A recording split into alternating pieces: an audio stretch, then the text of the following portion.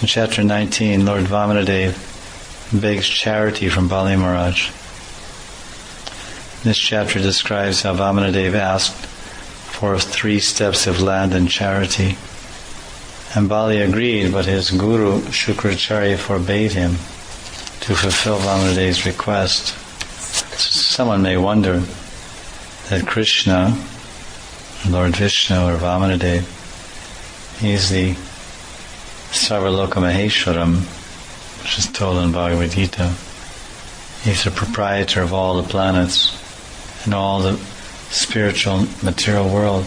So why should he be in want of land? Why is he begging 3 steps of land? But Lord Vamanadeva approached Bali not for his welfare, but for the welfare of his devotees.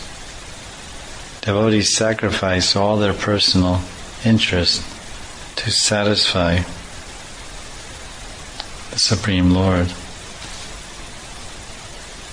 And similarly, Krishna, although having no personal interests, can do anything for the interests of his devotees. One who is full in himself has no personal interest. This is a very interesting point, Prabhupada says. One who is full in himself has no personal interest. This is the definition of someone who can be truly unselfish, free from selfishness. Because Krishna is described that he's Aptakam and Atmaram, satisfied and blissful, pleased within himself, and he has no desire to fulfill. He's not pushed or forced or impelled by any lack or desire within himself or unfulfilled ambition or want within himself. He's satisfied and not...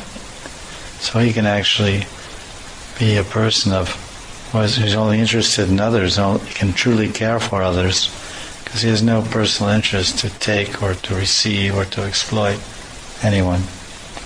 So when one is full in himself or full in Krishna consciousness, then he'll have no personal interest and he can help others be interested in them. And in verse 24,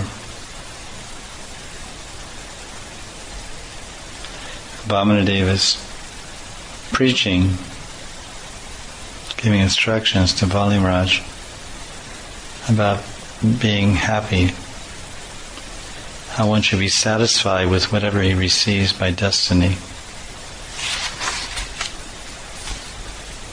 And Vamanadeva says if one is not self-controlled, he'll never be happy, even if he owns the 3 worlds. Prabhupada talks in his purport about super senses. Very interesting idea. We have our Panch Gyanindriya, Panch Karamindriya, our 5 knowledge-acquiring senses, and our 5 working senses, which make the 10 senses, and then the mind, 11 senses. But there's something Prabhupada refers to as super senses, which is where one finds true and lasting, permanent, eternal happiness through the super senses. What are the super senses? Where can one find the super senses? Because if one contacts and starts functioning through his super senses, he'll find the real happiness, which is described in Bhagavad Gita 6:21.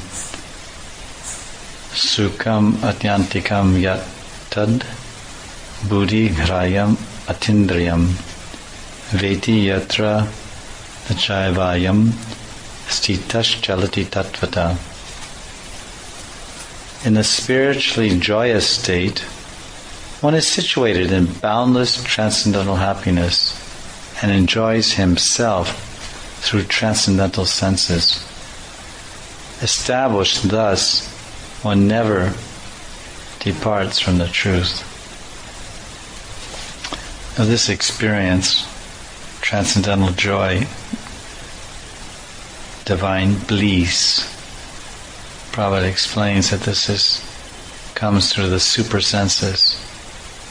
One has to perceive happiness by the super senses. The super senses are not the senses of the material body. Every one of us is a spiritual being, an individual person. Our senses are covered by material elements. Because of ignorance, we consider the material senses that cover us to be our real senses. The real senses, the super senses, are within the material covering. Within the covering of the material senses are the spiritual senses. When the spiritual senses are uncovered, by these senses, the spiritual senses or super senses, we can be happy. Satisfaction of the spiritual senses is described in the Padma Puran. Rishikena Rishikesha Sevanam Bhakti Uchate. When the super senses are engaged in devotional service of Rishikesh, then the senses are completely satisfied. Without this superior knowledge of sense gratification, one may try to satisfy his material senses, but happiness will never be possible. So here in the purport of chapter 19, verse 25, Prabhupada is speaking in very convincing and absolute terms, saying that in essence, material sense happiness and the pursuit of happiness through our material senses and body will never be successful. It will never work. It will always fall short and leave us discontent. By trying to satisfy our material senses, happiness will never be possible. Of course, we're not convinced, and we keep trying, and we keep failing, and we keep trying, and we keep failing, failing. We don't learn the point. We don't realize the fact. If one is not trained to satisfy the spiritual senses, the super senses, and continues in material sense gratification, he will never obtain happiness that is eternal and blissful. Tapo divyam puchakayena sattvam shudyed yasmad brahmasokyam tvanantam. One must practice austerity so that his existential position will be purified and he will achieve unlimited, blissful life. Srila Prabhupada ki jai. Later in verse 32 of chapter 19, Shukracharya preaches to his disciple Bali Maharaj to warn him. Eshate stanam aishvaryam shriyam tejo yasha shrutam dasyat yachidya shakraya maya manavako hari. This person falsely appearing as a brahmachari is actually the Supreme Personality of Godhead, Hari. Maya Manavako Hari. In other words, Hari has taken a Mayak form. At least that's what Shukracharya thinks. As a man, Manavako. And so the demons or materialists, impersonalists think that when God takes a form, it's Maya. Avajanti Mamuda Manusham Tanmashritam. They don't understand that Krishna's form is Satchidananda, Ishvara Parama Krishna, Satchidananda Vigraha. His Vigraha, Tanu, Vapu, Rupam is always transcendental, Satchidananda. Whether he's a child or a baby or a dwarf or a lion or a turtle or a fish or a pig, that form is transcendental. He's referring here, Shukracharya refers to God as Hari. Vishnu Chakravarti in his purport, he explains about Hari. The word Hari means one who takes away. What does he take away? If one connects himself with the Supreme Personality of Godhead Hari, Lord Hari takes away all the devotee's miseries. And in the beginning, Lord Hari also superficially appears to take away all his possessions, reputation, education, and beauty, as is told later in Bhagavatam, in the 88th chapter, verse 8. Yasyaham anagrinami harishyeta dhanam shane, which is the Lord speaking to Maharaj Yudhisthira. O King, the first installment of my mercy toward the devotee is that I take away all his possessions, especially his material opulence, his money. So that's the verse. Prabhupada comments, if a sincere devotee wants Krishna above everything, but at the same time is attached to material possessions, which hinder his spiritual advancement, Krishna, by tactics, will take away all his possessions. If one delivers his mind to Krishna, one can naturally sacrifice everything to satisfy him.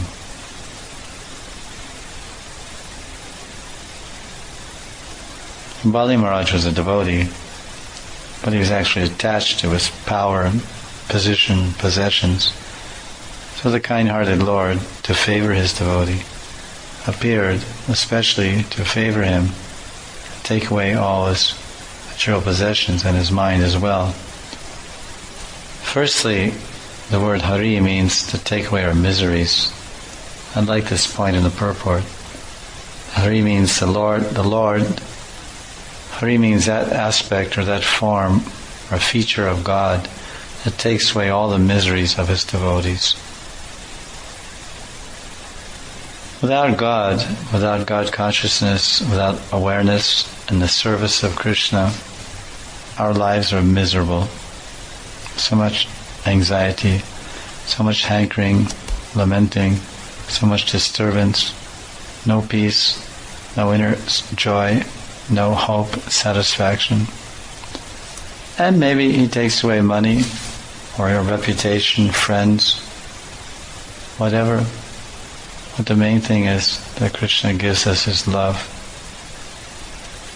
and his eternal engagement, which is a perfection of happiness, joy, and fulfillment.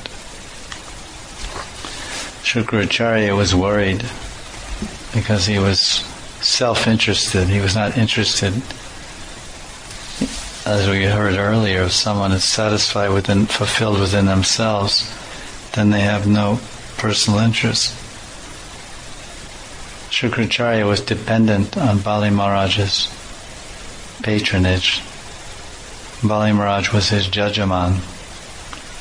Shukracharya was the family priest, guru advisor, the purohit. So he was. This is the example of a selfish person. The Smarta Brahmin.